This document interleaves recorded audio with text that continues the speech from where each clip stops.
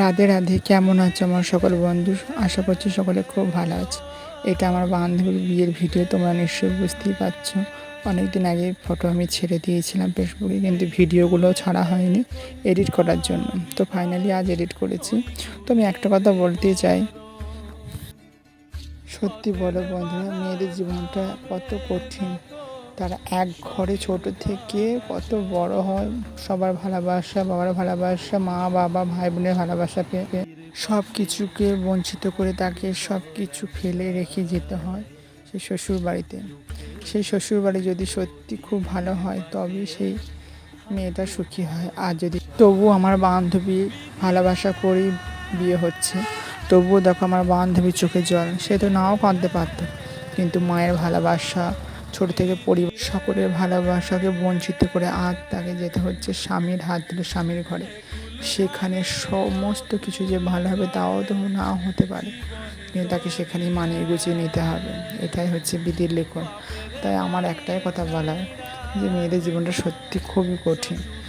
তাই বলি, কোনো মেয়েকে অসম্মান বা অপমান করো না। সব মেয়ে হচ্ছে মায়ের সমান।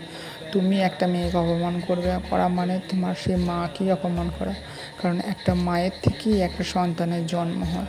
তাই মেয়েদের জীবনটাকে ভালোভাবে সম্মান দিতে শেখো। সবসময় ভোগের জিনিস বলে ব্যবহার করে ছুঁড়ে ফেলে দিও না, কারণ যে নারী মন ভেঙে যায় সে মন আর জোড়া লাগে না, সে মন জোড়া লাগতে অনেক সময় লেগে যায়।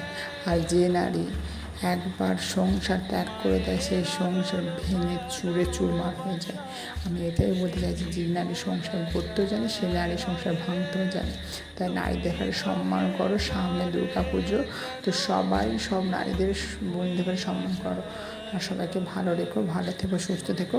আর লাস্ট মজা করে নিলাম, মজা না করলে হয়? বিয়ে বলে কথা, একটু তো এনজয় মজা থাকতেই হবে। সবসময় কি কান্না করলে হবে? কান্না তো আছেই, তার মাঝখানে এনজয়টাই হচ্ছে মেন। এনজয়ও করতে হবে, আর সমস্ত কিছুকে নিয়ে মিলেমিশে থাকাটাই হচ্ছে আমাদের বেঁচে থাকার লড়াই। লড়াই করতে গেলে কাঁদতে হবে, হাসতে হবে, মজা করতে হবে, সমস্ত কিছু করতে হবে, কিন্তু কান্নাটাকে লুকিয়ে রাখতে হবে। কান্নাটাকে প্রকাশ করলে তোমাকে সারা জীবন কাঁদতে হবে, কারণ মানুষ কাঁদাতে ভালোবাসে, হাসাতে নয়।